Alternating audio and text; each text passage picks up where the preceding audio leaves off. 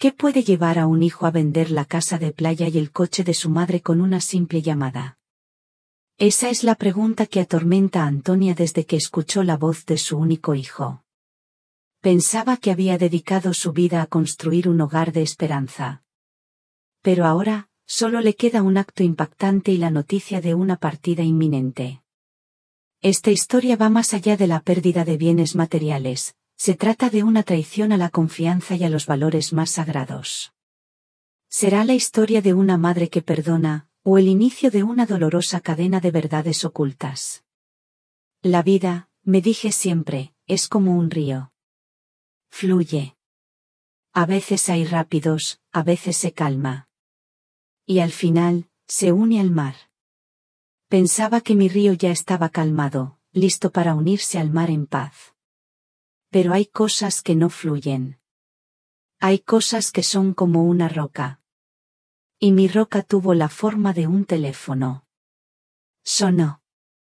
Y al otro lado, la voz de mi hijo. Álvaro. Mi único hijo. Una voz que yo conocía mejor que la mía, pero que en ese instante, sonaba como un desconocido. Un desconocido que me hablaba sin emoción, como si estuviera leyendo un informe. Mamá, hola. La voz era plana. Te llamo para decirte que hemos vendido la casa de la playa y tu coche. No dije nada. Mi mano, que sostenía el auricular, se congeló. No fue una pregunta. No fue un, ¿te parece bien? No. Fue una declaración. Como si me estuviera informando del tiempo que haría mañana. El cielo está nublado. La casa de la playa está vendida. La misma cosa. Mi mente se quedó en blanco. Mi boca no se movía. No podía. ¿Qué? Fue lo único que pude susurrar. Y él no me dio más explicaciones. Simplemente un hasta luego, mamá, y un clic. Un sonido tan simple. Tan final. Como el cierre de una puerta.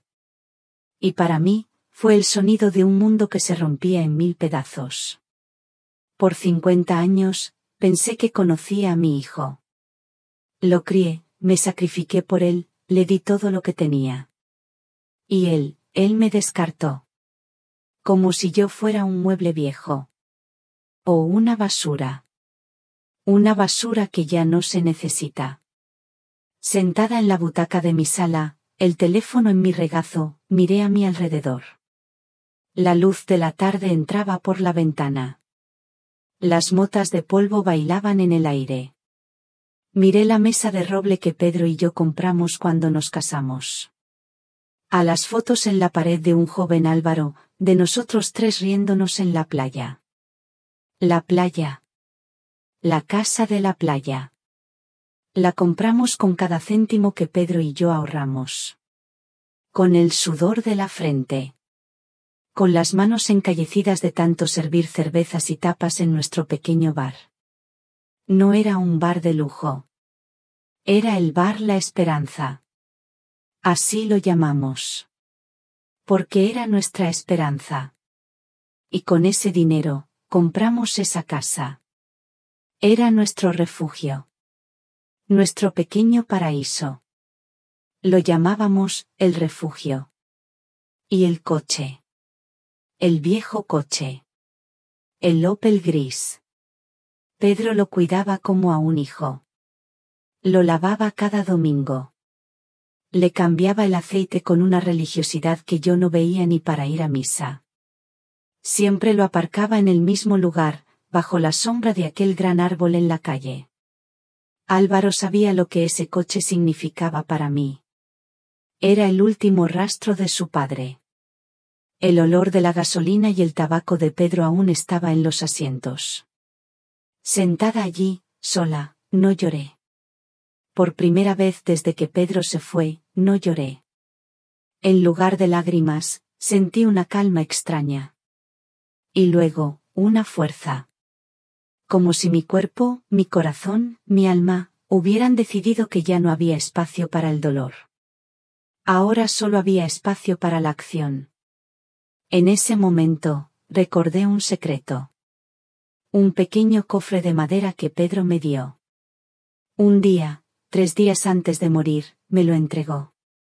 Antonia, me dijo con una sonrisa. Guarda esto. Si algo me pasa, ábrelo. Pero solo cuando estés lista. Yo lo guardé en el fondo del cajón de mi mesilla de noche. Después del funeral, con tanto dolor, con tantas formalidades, lo olvidé por completo. Pero allí estaba él. Esperando por mí. El cofre de madera. Había algo que mi querido hijo no sabía. Mi nombre es Antonia. Y mi historia no había terminado. Solo estaba a punto de empezar. Me levanté de la butaca. Mis rodillas crujieron, pero no sentí el dolor habitual. Era como si la adrenalina, o tal vez algo más, me hubiera anestesiado. Fui a la mesilla de noche. El aire de la habitación olía a flores secas. Abrí el cajón. Allí estaba. En el fondo, debajo de unas viejas postales y un rosario, el pequeño cofre de madera. Estaba tallado a mano, con un diseño simple, pero elegante. Pedro lo había hecho. Recuerdo que se pasó una semana en el taller, lijando y puliendo. Es para mis tesoros, Antonia, me dijo. Nunca me mostró lo que guardaba dentro. Mis manos temblaron un poco. La madera se sentía fría. Lo abrí. Dentro, no había joyas. Ni dinero en efectivo. Solo una pequeña pila de documentos y una carta doblada. La caligrafía de Pedro era tan familiar. Cuidada y fuerte. Para mí Antonia, decía en el sobre. Las lágrimas finalmente llegaron, pero no eran lágrimas de tristeza. Eran lágrimas de amor. Y de una culpa extraña. Me senté en la cama. La carta de Pedro era corta, pero cada palabra era un abrazo. Mi querida Antonia, si estás leyendo esto, significa que ya no estoy contigo. Perdóname por no contarte todo. Quería protegerte de las preocupaciones. Sabes que siempre fuiste mi alegría, mi sol. En todos estos años, he invertido lo que ahorrábamos en pequeñas cosas. No solo tenemos la casa de la playa. También hay un par de apartamentos en el barrio, una pequeña tienda que alquilamos y otra cosa más, de la que te hablo luego. No somos ricos, mi amor, pero tenemos más de lo que crees. Y quiero que esto sea una red de seguridad para ti. Para los dos. Para Álvaro. Mi corazón dio un vuelco. Él no lo había olvidado. Él había estado pensando en nosotros todo este tiempo. Debajo de la carta, estaban los documentos. Escrituras de propiedad. De apartamentos que yo nunca supe que existían. Uno en la calle Gran Vía, otro cerca del mercado. Pedro, mi Pedro, un simple dueño de bar, ¿cómo lo hizo? De repente, una imagen de él apareció en mi mente. No la imagen de los últimos meses, cuando estaba cansado. La imagen de hace 30 años. En el bar La Esperanza. Con el delantal blanco, las mangas de la camisa subidas, la cara un poco manchada de harina de los calamares fritos. Sonreía a los clientes, les servía las cañas con maestría.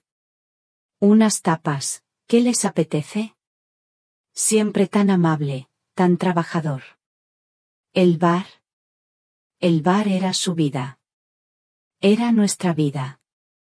Recuerdo que cada noche, cuando cerrábamos, él se sentaba en un rincón con una libreta. Yo limpiaba las mesas, y él, con la punta de un lápiz, hacía cálculos. Yo le preguntaba qué hacía, y él me decía, cuentas, mi amor. Cuentas de la vida. Yo pensaba que solo hablaba del día. De lo que habíamos ganado. De los gastos. Pero no. Él estaba planeando. Estaba construyendo nuestra red. Ladrillo a ladrillo, con cada cerveza, con cada tapa. Recuerdo que un día, un hombre que trabajaba en una oficina, un cliente habitual, le dijo a Pedro: «Oye, Pedro, ¿por qué no inviertes un poco? Con lo que ganas, podrías hacer algo más». Pedro se rió. «Yo ya invierto, amigo. Invierto en mi familia. Y en unos apartamentos que he visto por ahí». Yo pensé que era una broma. Nunca lo tomé en serio. Y Álvaro. Recuerdo las tardes que Álvaro venía del colegio al bar. Se sentaba en una de las mesas y hacía los deberes mientras nosotros trabajábamos. A veces, Pedro le enseñaba a servir una caña o a cortar el jamón. «Mira, hijo», le decía. «El dinero no cae del cielo. Hay que trabajarlo. Con honor. Con cabeza». Y luego, miro el teléfono que Álvaro usó para darme la noticia. Y la ira me invade. No, la ira no. Es algo más frío. Es decepción. Álvaro no aprendió la lección de su padre. Creyó que el dinero de la casa de la playa era un regalo. Un regalo que podía vender y usar para financiar una vida de fantasía. No vio el sudor. No vio los años de sacrificio. No vio el valor real de lo que su padre le dio. ¿Y yo? ¿Por qué nunca me di cuenta? ¿Por qué nunca me senté con él y le pregunté qué significaban esas cuentas de la vida? Mi ceguera. Mi confianza. Me quedé en la cocina, en las tareas diarias, y no vi lo que pasaba en la sala. Confié en que Pedro se encargaría de todo. Y lo hizo. Pero ahora, me pregunto si no debería haber estado más atenta. Tal vez, si lo hubiera sabido, podría haber enseñado a Álvaro de otra manera. La carta y los documentos se sentían pesados en mis manos. Eran la prueba de que el amor de Pedro no era solo de palabra. Era un amor de hechos. Un amor que me había protegido incluso después de su muerte. Y ahora, yo tenía que proteger ese amor. Y usarlo. No solo para mí. También para él. Para Pedro. Para que el trabajo de su vida no se perdiera por la ambición de un hijo que había olvidado el significado de la palabra esperanza. Parte 3. La confesión del enemigo. No pasaron ni 2 días. El timbre sonó a una hora inusual. Mis rodillas se sentían más pesadas que de costumbre mientras caminaba hacia la puerta. Al abrir, allí estaban Álvaro y Laura. El equipaje en sus manos. Parecían fantasmas. Pálidos, con los ojos hundidos y el pelo revuelto.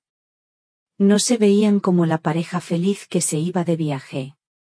Se veían como fugitivos. «Mamá», dijo Álvaro.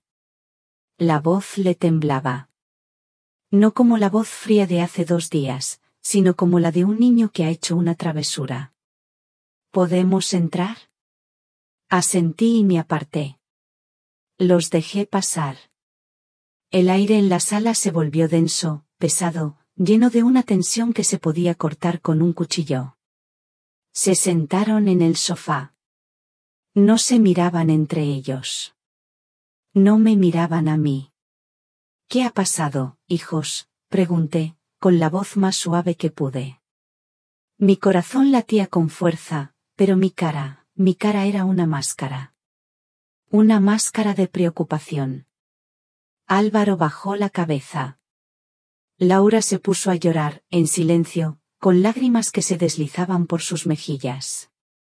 «Nos engañaron, mamá», dijo Álvaro, con la voz apenas audible. «Nos robaron todo». Y la historia empezó a salir a borbotones. Desordenada. Con Laura interrumpiendo, y Álvaro corrigiendo. Una aventura de negocios en Europa. Un hombre, un amigo de Laura, que les había prometido duplicar el dinero de la venta. Les dijo que tenía contactos, que era una oportunidad única. Una oportunidad única. Una oportunidad que se llevó todo. ¿Un amigo de quién?, pregunté con calma. Demasiada calma. Laura respondió entre sollozos: un agente de bienes raíces, mamá. Ricardo. Él nos ayudó a vender la casa y el coche. Y nos dijo que podíamos confiar en él para la inversión. Ahí estaba. El nombre. Ricardo. El agente de bienes raíces. El que se aprovechó de ellos. O tal vez, el que les dio exactamente lo que buscaron. Sentí una punzada de compasión. Y luego, una punzada de rabia. Mi hijo y mi nuera. Tuvieron mi casa. El coche de Pedro. El dinero. Y lo entregaron a un desconocido. Para una oportunidad. Una oportunidad que les prometía más de lo que ya tenían. ¿Y qué pasó?, pregunté, con mi voz aún controlada. Álvaro levantó la cabeza. Sus ojos estaban rojos. Fuimos a Europa. Y él desapareció con el dinero. No contesta las llamadas. Sus correos electrónicos no existen. Laura se puso a llorar de nuevo. Creímos que nos haríamos ricos, mamá. Nos dijo que la casa valía mucho más. Que el coche, bueno, que él conseguiría un buen precio. Nos dio algo de dinero por adelantado para el viaje, para que no tuviéramos que tocar lo de la venta, para poder invertirlo todo. Y ahora. Me miraron. Con ojos de súplica. Con ojos de... Sálvanos, mamá. El contraste era tan grande. El Álvaro de la llamada, que me descartó como a un mueble viejo. Y el Álvaro que estaba frente a mí, roto, como un jarrón que se ha caído. No dije, te lo dije. No dije, ¿qué esperaban? Solo los miré. Y por dentro, me prometí que encontraría a ese Ricardo. Y que descubriría qué había hecho. Álvaro se levantó, se acercó a mí y me abrazó. Era un abrazo desesperado. Mamá, lo siento. Fui un estúpido. Te traté muy mal. Mi corazón de madre, ese corazón que siempre ha estado en un altar para mi hijo, se ablandó. Por un momento. Solo por un momento. Pero luego recordé el sonido de aquel clic. Recordé a Pedro, su cofre de madera, su sabiduría. Está bien, hijo, le dije, y mi voz sonaba como la de una extraña para mis propios oídos. Vamos a ver qué podemos hacer. Dejé que se quedaran. Y mientras subían las escaleras, yo me quedé en la sala, con las manos en los bolsillos, el corazón de piedra, pensando en Ricardo. Este hombre no sabía con quién se había metido. No se había metido con una viuda indefensa. Se había metido con la dueña de un bar. Con la esposa de Pedro. Y con la madre de un hijo que había olvidado su nombre. Queridos amigos, después de escuchar la historia de Antonia, ¿creen que es correcto que los padres guarden secretos financieros a sus hijos?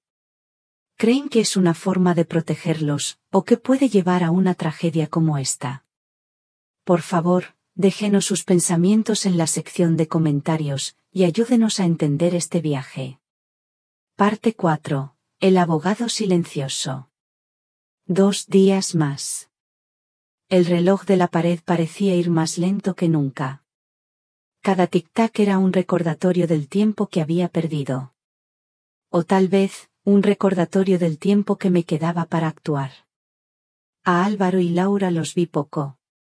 Se pasaban el día en la habitación, encerrados. Se oían las voces. A veces altas, a veces bajas. Eran como fantasmas en mi propia casa. Necesitaba un plan. Y necesitaba ayuda. El nombre de Javier vino a mi mente. Javier. El mejor amigo de Pedro. Un abogado retirado.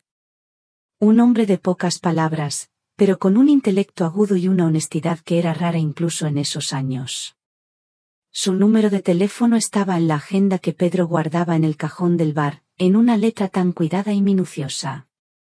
Con las manos un poco temblorosas, marqué el número. Diga.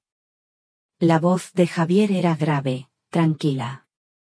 Javier, soy yo, Antonia.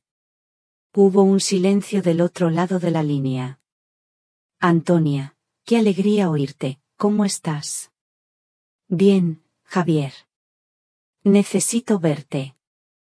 Es urgente. Es sobre Pedro. Hablamos durante un minuto. Arreglamos una reunión en su oficina. No le di más detalles. No podía. Y él no me preguntó. Simplemente confió en que lo que tenía que decir era importante. Era la confianza de un amigo de toda la vida. Al día siguiente, me puse mi mejor vestido. El que Pedro me regaló para nuestro 40 aniversario. Me peiné, me maquillé un poco. Me miré al espejo. Ya no era la mujer rota del día del funeral. Ya no era la viuda desamparada. Era Antonia. La mujer de Pedro. La dueña del bar La Esperanza. La oficina de Javier era un lugar del pasado. Muebles de madera oscura, libros antiguos llenando las paredes, el olor a papel y cuero. Javier me saludó con un abrazo cálido. Su pelo era más gris, su cara más arrugada, pero sus ojos seguían siendo los mismos. Inteligentes y amables. Le di los documentos y la carta de Pedro. Él los leyó en silencio, sin una sola expresión en su cara. Pasó las páginas una y otra vez. Se detuvo en las escrituras. Leyó los números de las cuentas bancarias que yo nunca había visto. Y luego, leyó la carta. Cuando terminó, se reclinó en su silla y se quitó las gafas. Antonia, esto es mucho más de lo que imaginaba. Pedro era un hombre muy inteligente. Lo sé, Javier. Lo sé ahora. Pero dime, ¿son legítimos? Totalmente. Estos documentos están en orden. Y según estos papeles, tú eres la legítima propietaria de todos estos inmuebles. No solo la casa de la playa. Mi corazón dio un salto. Pero no dije nada. Javier también notó algo. La venta de la casa de la playa es ilegal. Totalmente fraudulenta. Álvaro no tenía derecho a venderla. Podríamos demandar a tu hijo por fraude, Antonia. Y recuperar la casa inmediatamente. La palabra demanda me golpeó. Mi hijo en la corte. Su nombre en los periódicos. No. No quería eso. No, Javier, le dije, con una firmeza que me sorprendió incluso a mí misma. No quiero demandarlo. Quiero hacerlo de otra forma. Quiero que todo siga en secreto. Por ahora. Javier me miró con una ceja levantada. Me miró con curiosidad. Y luego, asintió. Por supuesto. Eres mi cliente, ¿qué necesitas? Necesito que recuperes la casa de la playa. Discretamente. Y necesito que me ayudes a tomar el control de todos mis inmuebles. Especialmente de los apartamentos que él vendió. Y del coche de Pedro. Necesito el coche de vuelta. No me importa el dinero.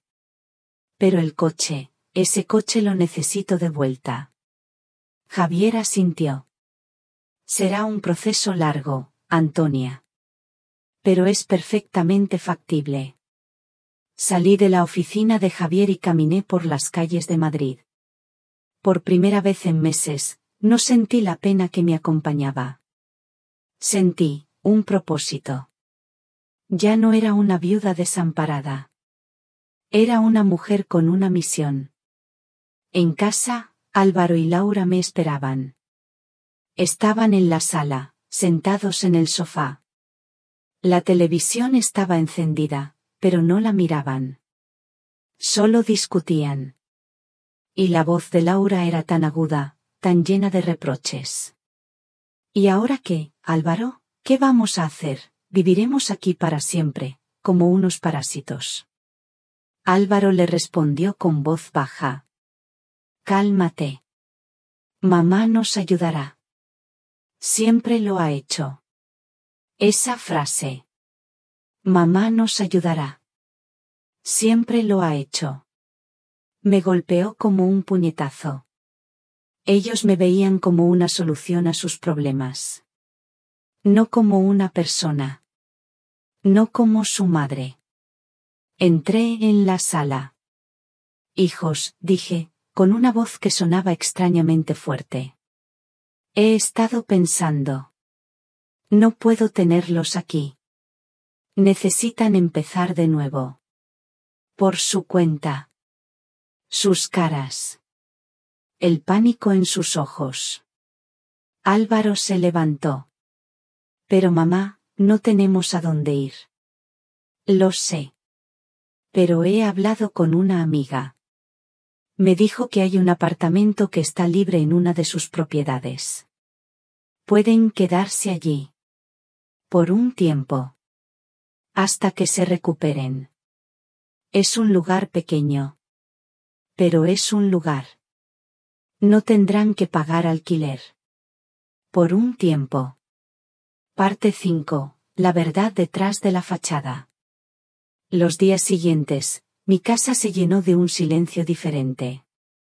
Ya no era el silencio de mi soledad, sino el silencio tenso de la gente que tiene algo que ocultar. Álvaro y Laura se habían mudado. Habían empacado sus maletas caras, y se habían ido al apartamento que les ofrecí. Un apartamento que, irónicamente, era mío. Me dijeron, gracias, mamá, nos salvaste. Sus voces sonaban huecas. Se veían aliviados, pero no agradecidos. Se veían aliviados de que yo hubiese resuelto su problema. Mientras tanto, mi vida seguía su curso normal. Javier y yo trabajábamos en secreto. Nos hablábamos por teléfono, usando palabras en clave. El pastel está en el horno, decía él, y yo entendía que el proceso legal estaba en marcha. La receta está casi lista, y yo sabía que estaba a punto de cerrar el trato. Me sentía como una agente secreta, una espía. Y me gustaba. Javier era un genio. Encontró el rastro de Ricardo. Resulta que el tal Ricardo no era un agente de bienes raíces cualquiera. Era un depredador. Un hombre que se especializaba en estafar a gente como Álvaro y Laura. Personas que, con la ambición en los ojos, buscaban un atajo. Y él se los ofrecía. A cambio de todo. Una tarde, me llamó Javier. Su voz era grave. Antonia, he encontrado algo.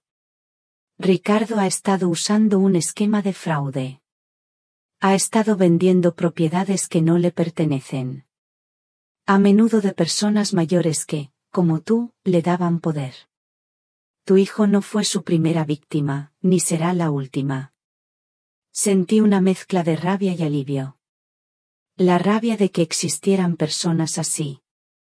El alivio de que Álvaro, a pesar de todo, no era el único tonto. Y la tristeza de que un hijo de Pedro fuera tan fácil de engañar. La semana siguiente, fui a ver a Álvaro y a Laura. Había ido a comprar algunas cosas para ellos. Una cacerola, unas sábanas. Cosas que no tenían. Toqué el timbre. Un toque rápido. Nadie respondió. Toqué de nuevo. Escuché voces dentro. Voces altas. Una pelea. No puedo creer que nos haya pasado esto, gritaba Laura. Todo por tu culpa, Álvaro. Siempre buscando la salida fácil. ¿Mi culpa?, gritó Álvaro de vuelta. Tú fuiste la que trajo a ese tipo, a ese Ricardo. Tú dijiste que podíamos confiar en él. No toqué de nuevo. Me quedé allí, en el pasillo, con las bolsas en la mano, escuchando la historia de su miseria. Me sentí como una intrusa, pero a la vez, como una espectadora. Mi hijo y mi nuera, mi familia, se estaban desmoronando delante de mis ojos. Y todo por dinero. O, más bien, por la falta de él. Cuando tenían mi dinero, se amaban. Se reían. Se veían felices. Ahora que no tenían nada, todo se rompía. Las pequeñas grietas que yo había visto antes en su relación, se habían convertido en abismos. Sentí una pena profunda por ellos. Pero también una extraña satisfacción. Estaban aprendiendo. De la manera más dura, pero estaban aprendiendo. Y yo lo estaba viendo. Como un jardinero que ve su planta, que ha crecido torcida, luchar por enderezarse. Dejé las bolsas en la puerta y me fui. Me senté en mi coche. El viejo coche de Pedro. Lo había recuperado. No fue fácil, pero con la ayuda de Javier, lo conseguí. Javier había localizado al comprador y lo había convencido de devolverlo. No quiero problemas legales, le había dicho el comprador. Y así, el coche volvió a mí. Su olor a gasolina y a Pedro. A un hogar. Al llegar a casa, mi teléfono sonó. Era Javier. Antonia, dijo con voz triunfal. El pastel ya está fuera del horno. El trato está cerrado. La casa de la playa, es suya de nuevo. Me senté en el sofá, cerré los ojos y respiré hondo. Mi casa, mi coche, la casa de la playa. Todo estaba volviendo a mí. No era solo una victoria legal. Era una victoria moral. La victoria de la paciencia, de la fe en un hombre que ya no estaba, y de la dureza de un corazón de madre. Aún me quedaba un largo camino.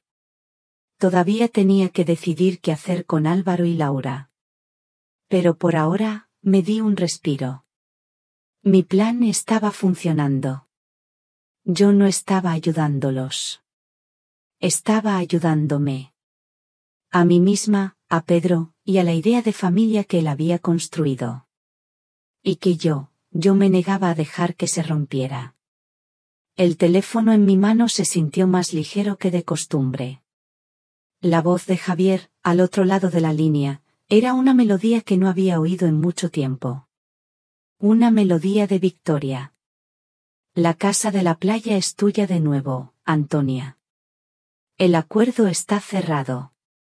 Los compradores no tuvieron otra opción que aceptarlo. Era fraudulento desde el principio. Mi corazón dio un vuelco. No de alegría, sino de alivio. Un alivio profundo. Era como si un peso, que había llevado durante meses, se hubiera desvanecido.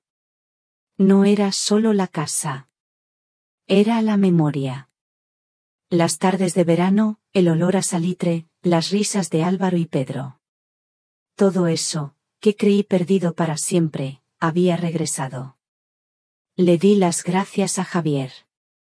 Buen trabajo, le dije, y la voz me sonó extraña. Como la de una general después de una batalla. Una batalla que había ganado en secreto, sin que nadie lo supiera. Colgué. Me senté en el sofá, el mismo sofá donde Álvaro y Laura se habían sentado. Su desesperación aún parecía flotar en el aire. La desesperación que se había convertido en una confianza silenciosa. La confianza de que yo, la vieja Antonia, la madre, lo arreglaría todo. Y, en cierto modo, lo había hecho. Pero no de la manera que ellos esperaban.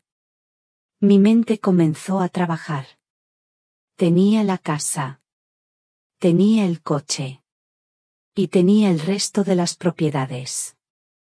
La pequeña tienda, los apartamentos. Y tenía el control. Y ellos pensaban que no tenía nada. Pensaban que yo era un barco sin velas. La ironía era tan dulce y tan amarga al mismo tiempo.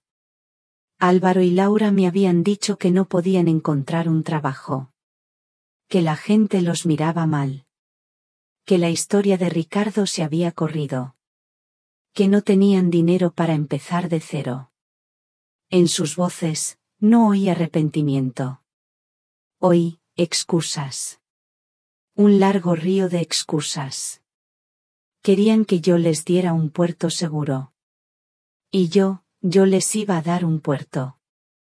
Pero uno que les enseñaría a navegar por su cuenta. Había pensado en contárselo. En ir a su apartamento y decirles, miren. La casa de la playa es mía.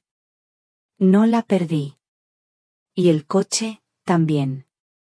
Y aquí están los papeles de otras propiedades que no tenían ni idea de que existían. Pero la idea, tan tentadora, se desvaneció tan rápido como vino. No era lo que Pedro habría querido. Él les dio una lección. Y yo tenía que continuarla. Les ofrecí un lugar donde vivir. Un lugar donde podrían empezar. Pero tenía que ser un lugar que les mostrara la realidad. El apartamento de Gran Vía. Era pequeño. Sin lujos. Sin comodidades. La vida de la que ellos habían escapado. Tomé el teléfono y marqué el número de Álvaro. Su voz sonaba aliviada. Mamá, qué bien que llamas. Te hemos extrañado. No sonaba sincero.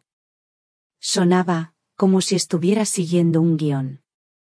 Un guión que él había escrito para la viuda desamparada. Hijos, dije, con la voz más maternal que pude reunir. He estado pensando.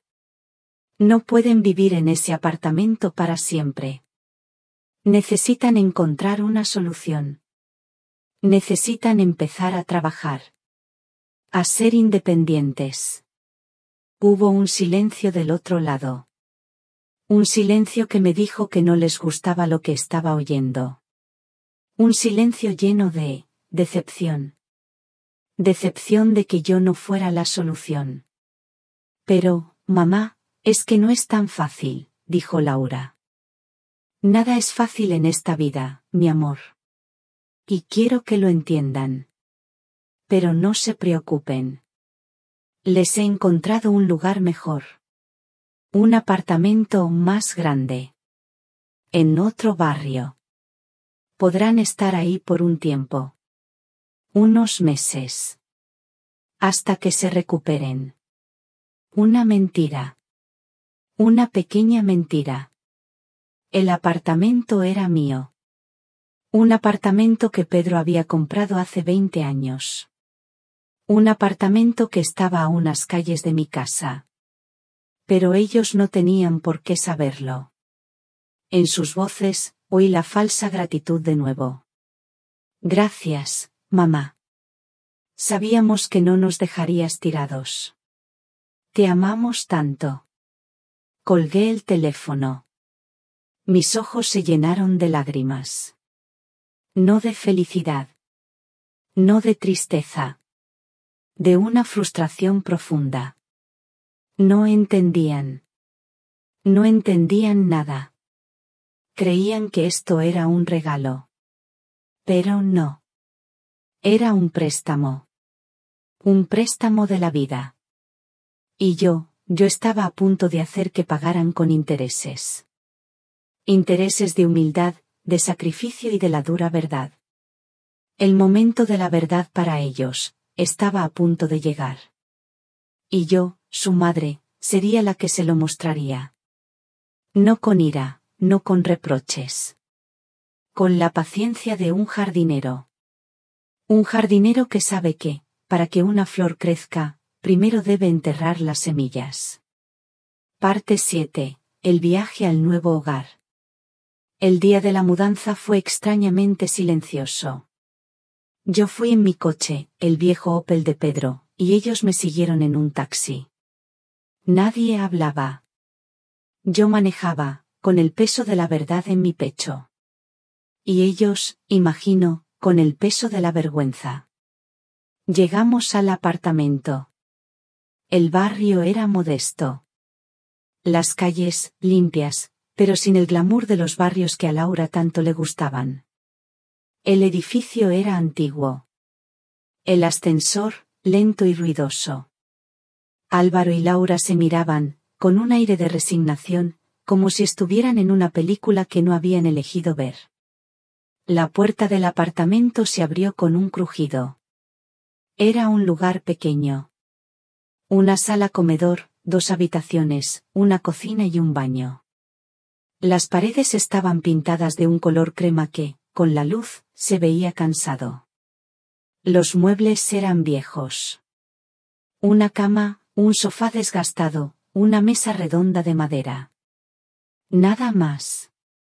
Álvaro y Laura se quedaron en la puerta, con sus maletas caras, como 2 estatuas. Sus caras eran un mapa de decepción. Pude ver sus pensamientos. Este no era el apartamento que esperaban. No era un refugio. Era una caja. Es un poco pequeño, mamá, dijo Laura, con la voz más suave que de costumbre, pero con un filo que no pude ignorar. Es funcional, le respondí. Y es seguro. Y es temporal. Espera, dijo Álvaro, mientras caminaba por la sala, tocando la mesa. Creía que habías dicho que era un lugar mejor. Esto es un poco. No terminó la frase. Pero no tenía que hacerlo. Lo entendí. Sentí una punzada de rabia. De nuevo. Después de todo, aún esperaban un regalo. Es lo que hay, le dije. Y es lo que tienen. Por ahora. Mi voz era firme. Demasiado firme para la madre que creían que era. Dejé que se instalaran. Me senté en una silla en la cocina, y los vi desempacar sus vidas. Sus maletas, llenas de ropa de marca, perfumes caros, zapatos de cuero. Cosas que no tenían sentido en un apartamento como ese. Laura trató de colgar un vestido de seda en un armario. No había perchas. Las puso en el suelo. Álvaro intentó enchufar su computadora portátil. No había internet. Se sintió frustrado. El silencio fue reemplazado por la tensión. Y la tensión, por el primer grito. Te dije que no teníamos que venir aquí, Álvaro. Tú no sabes lo que es una vida digna, gritó Laura, su voz como un cuchillo. Tú fuiste la que me metió en esto, Laura. Con tus sueños de un viaje de lujo. Con tu amigo Ricardo, respondió Álvaro, con una furia que yo no había visto en él desde que era un adolescente. Me quedé quieta. No dije nada. Vi cómo se destruían el uno al otro. Y mi corazón se partía en 2. Una parte de mí quería levantarse, abrazarlos, decirles que todo estaría bien, que yo tenía la solución, que la casa de la playa era nuestra.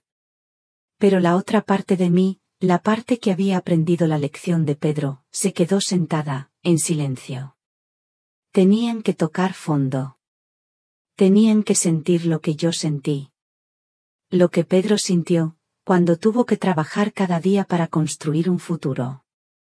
Tenían que entender que la vida no es un regalo. Es un trabajo. Me levanté. Salí de la cocina. Tengo que irme, les dije. Tengo mis cosas que hacer. Álvaro me miró. Había una mezcla de resentimiento y miedo en sus ojos. Mamá, ¿no te vas a quedar? No, hijo. Tienen que empezar a vivir por su cuenta.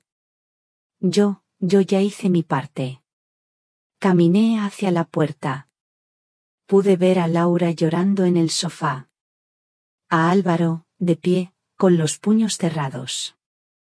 Se veían tan perdidos. Tan pequeños. Tan solos. Como yo, la noche que me llamó. Y por primera vez en mi vida, sentí que la justicia, la verdadera justicia, era más dura de lo que había imaginado.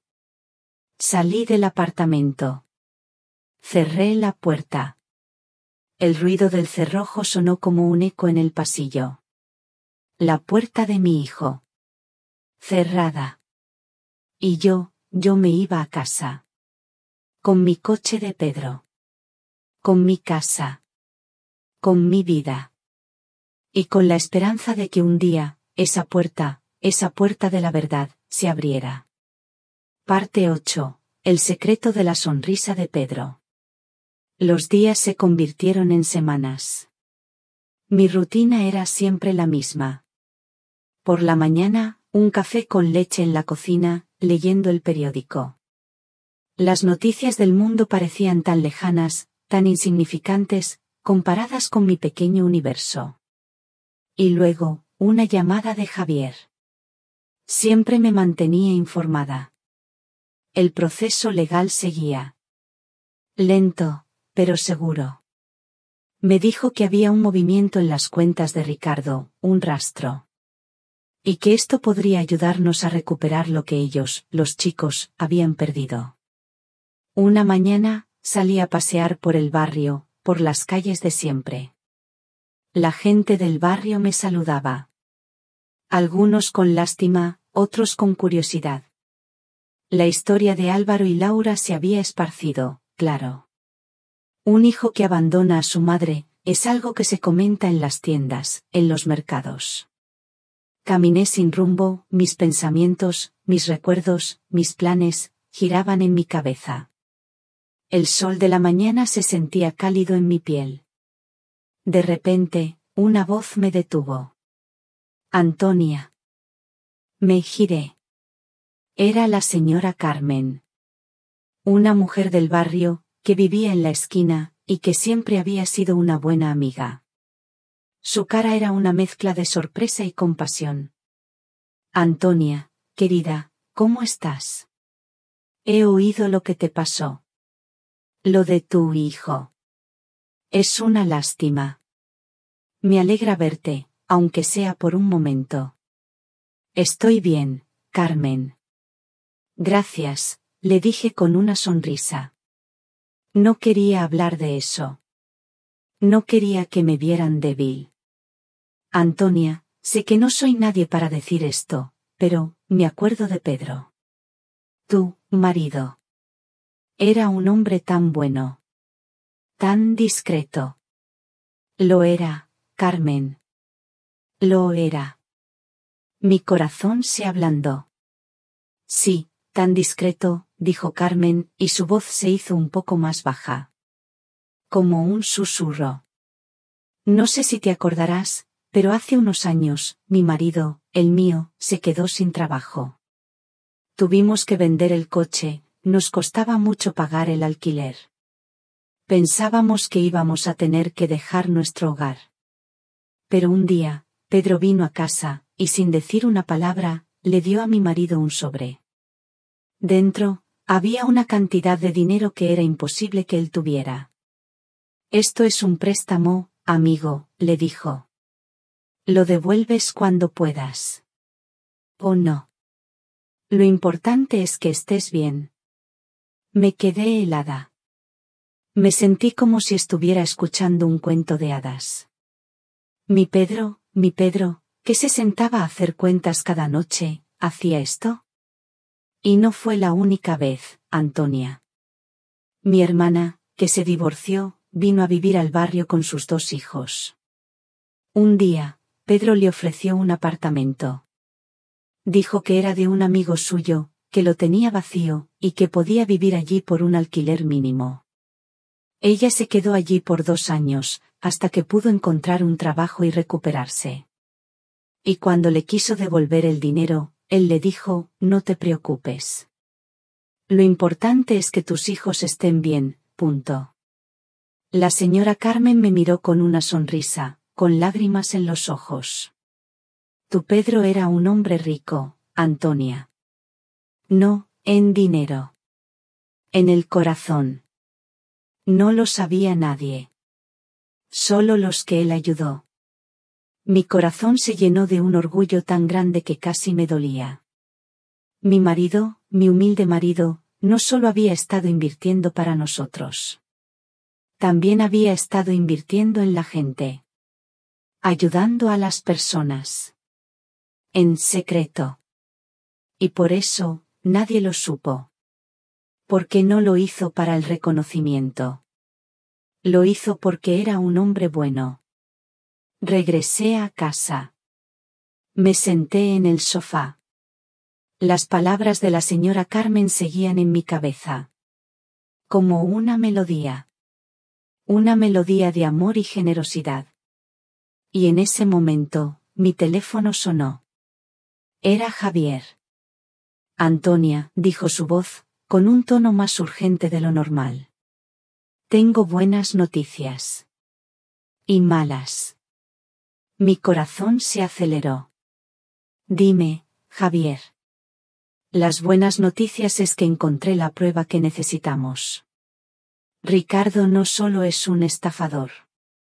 Usó un esquema fraudulento para transferir el dinero. Tenemos evidencia de que lo hizo a través de una cuenta fantasma. Y los documentos que tú me diste, los documentos de Pedro, son la clave para desenmascararlo. ¿Y las malas noticias? La mala noticia es que la policía ha abierto una investigación. Alguien lo ha denunciado por otros fraudes. Si no actuamos rápido, el dinero podría desaparecer para siempre. Tenemos que actuar ahora. Con estos documentos, podemos recuperar la casa de la playa. ¿Y la de tu hijo? Me quedé en silencio. Mi mente corría. Mi hijo, mi hijo. La casa. La casa de la playa. La de Pedro. Hazlo, Javier, le dije. Hazlo.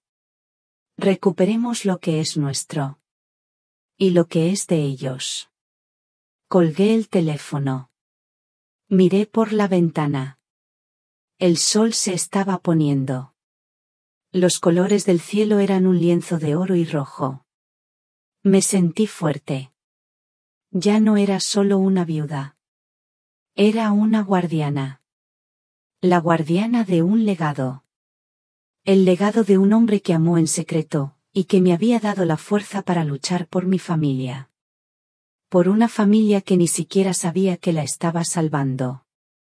Parte 9. La lección más dura. La llamada de Javier me había llenado de fuerza.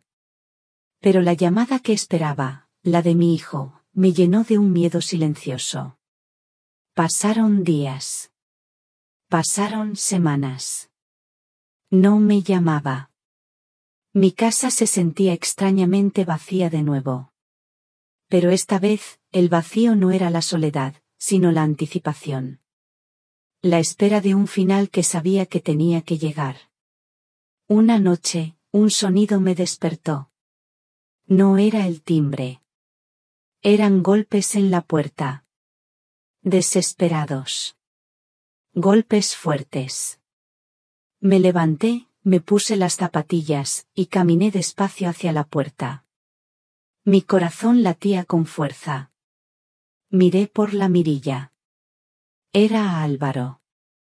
Su cara estaba desfigurada por las lágrimas. Sus ojos, rojos. Su pelo, revuelto. No llevaba maletas. No llevaba nada. Solo la desesperación en sus ojos. Abrí la puerta. Él se derrumbó. No me abrazó. Se arrodilló. Allí mismo, en el felpudo de la entrada. Su cara se escondió en mis rodillas. Y comenzó a llorar. Un llanto que no había oído en años. Un llanto de niño. Un llanto roto. Mamá, lo siento. Por favor, perdóname. Sentí una punzada de dolor. Un dolor tan agudo, tan profundo, que me hizo temblar. No de rabia, sino de pena. Álvaro, levántate, hijo. Por favor, levántate. Él no me escuchó. No, mamá. Tengo que decirte todo. Te mentí. Te mentimos. Laura y yo. Y ahí, en mi entrada, con la luz tenue de la farola de la calle, mi hijo me contó todo. No solo la historia de Ricardo. La historia de él. De su avaricia. De su falta de honor. Me dijo que Laura y él no se querían. Que su relación se basaba en la apariencia. En el dinero. En la vida de lujo que no tenían. Que la presión de esa vida, y la de sus amigos, era tan grande que los ahogaba. Me contó que Laura le echó la culpa de todo. Que lo llamó fracasado. Que se fue. Y que ahora, estaba solo. Sin dinero. Sin casa. Sin Laura. Y me di cuenta, mamá, me dijo, su voz ahogada en sollozos. Me di cuenta que no tenía a nadie. Que no tenía amigos. Que no tenía nada. Y que la única persona que se preocupaba por mí, la única persona que me amaba, eras tú. Mi corazón se rompió. En pedazos. Las lágrimas que no habían salido de mis ojos en meses, se derramaron. Eran lágrimas de tristeza. Lágrimas de pena. Lágrimas de amor. Te traté como a una carga, mamá, dijo. Una carga vieja. Las palabras. Las palabras que Pedro había usado en su carta. La palabra, carga. La que me había golpeado tan fuerte. Le acaricié el pelo. Su pelo. El mismo pelo que yo había peinado cuando era un niño. La misma cabeza que yo había sostenido cuando él estaba enfermo. Mi hijo. Mi único hijo. Mamá, fui un estúpido. Un estúpido egoísta. Dejé que Laura me controlara. Dejé que la ambición me controlara. Y perdí lo único que tenía. A ti. Lo levanté. Lo abracé. Un abrazo que había estado esperando por años. Un abrazo lleno de dolor, pero también de perdón. Mamá, me dijo, su voz era un susurro. No me queda nada. No tengo a dónde ir. ¿Puedo quedarme aquí? ¿Solo por un tiempo? Hasta que me recupere. Lo miré. Mis ojos se encontraron con los suyos. Eran los ojos de un niño perdido. Pero yo no era solo su madre. Yo también era la guardiana del legado de Pedro. Y tenía una lección que dar. Sí, hijo, le dije. Puedes quedarte aquí. Pero no como un invitado. Puedes quedarte aquí como un hijo. Pero a partir de ahora, todo será diferente. No te daré dinero. No te ayudaré a encontrar un trabajo. No te limpiaré. Vas a tener que hacerlo todo por ti mismo. Vas a tener que aprender a ser un hombre. Como tu padre lo fue. No lo dijo. No dijo que no. Sus ojos se llenaron de más lágrimas.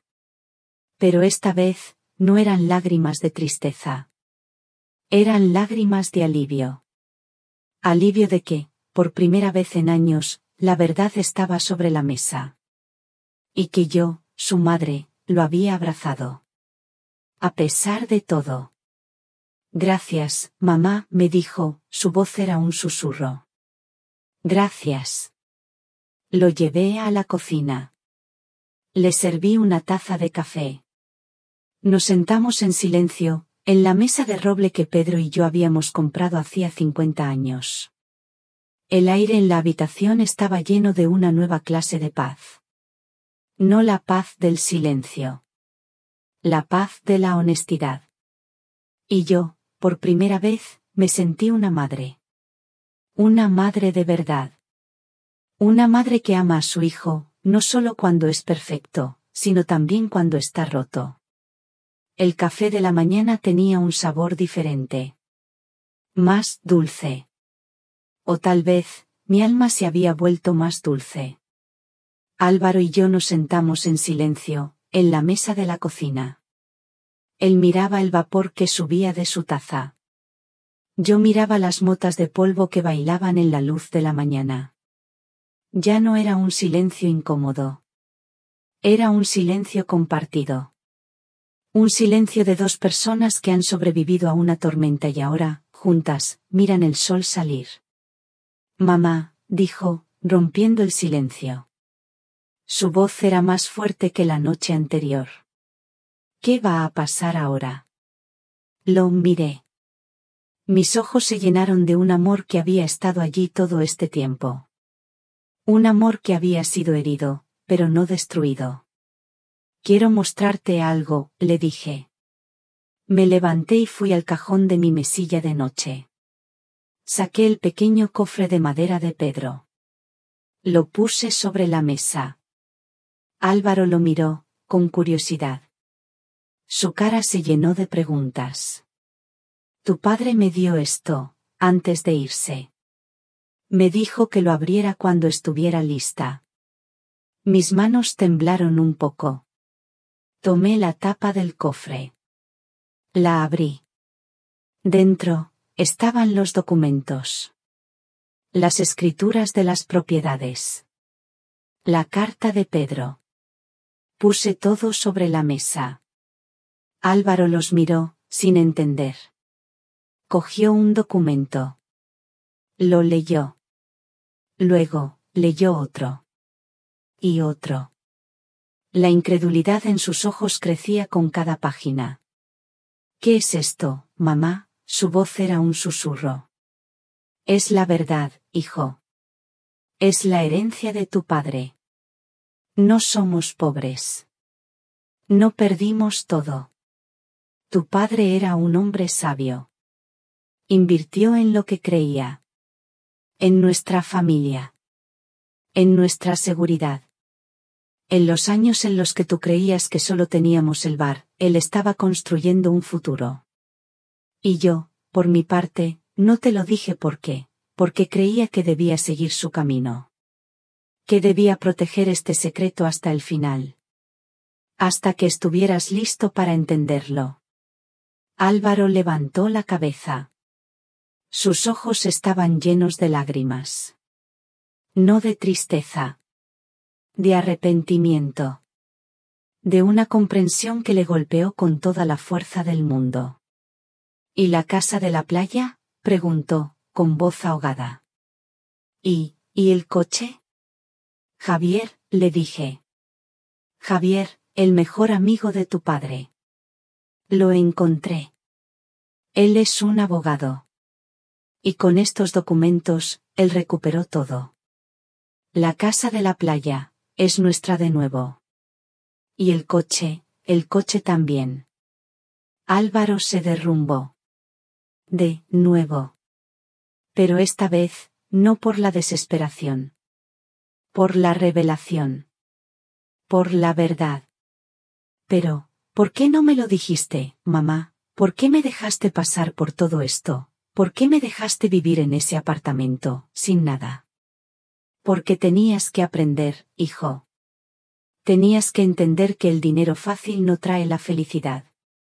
Que la verdadera riqueza no está en las cuentas bancarias, sino en la familia, en el amor, en el trabajo. en las manos callosas de un hombre que se ganó la vida con honor. Tenías que aprender a ser un hombre. Como tu padre. Yo, no te lo enseñé bien. Y te pedí perdón por eso. Pero ahora he hecho lo que tenía que hacer. He continuado la lección de tu padre. Álvaro me miró. Y en sus ojos, vi algo que no había visto en años. Vi a mi hijo. Mi hijo, el que yo había criado. Un hijo que, por fin, veía la luz. Mamá, me dijo. No me merezco esto. No me merezco nada. No, le dije, con una sonrisa. No lo mereces. Pero lo tienes. Tienes una segunda oportunidad. Una segunda oportunidad para ser el hombre que tu padre siempre supo que podrías ser. Álvaro se levantó. Abrazó la carta de su padre. Luego, se acercó a mí y me abrazó. Fue un abrazo largo. Un abrazo de perdón. Un abrazo de amor. ¿Y ahora qué?, me preguntó, con una nueva paz en su voz. ¿Qué vamos a hacer con todo esto? No sé, le dije. Tengo algunas ideas. Pero esta vez lo haremos juntos. Con la cabeza. Y con el corazón. Esa mañana, nos sentamos en la cocina. El sol entraba por la ventana. Las tazas de café se enfriaban. Y mi hijo que había sido un desconocido, ahora estaba a mi lado. La paz del amanecer llenó la habitación. Y por primera vez en mi vida, supe que Pedro estaba sonriendo. Que su legado, no se había perdido. Y que su familia estaba a salvo. No por el dinero, no por las propiedades. Sino por la verdad. Y por el amor. Y a ustedes, que me han acompañado en cada paso de este viaje, me gustaría preguntarles. ¿Qué piensan de la decisión de Antonia? ¿Habrían hecho algo diferente en su lugar? Por favor, compartan sus pensamientos en los comentarios. Los leo y los aprecio a todos, y sus palabras me dan el valor para seguir contando estas historias. Si esta narrativa les ha tocado el corazón o les ha hecho reflexionar, no olviden dejar un me gusta, compartirla con alguien a quien creen que le conmovería, y suscribirse al canal para no perderse los próximos secretos que están por revelarse. Nos vemos en la siguiente historia, y quién sabe, quizás, la próxima vez, ustedes serán quienes me la cuenten.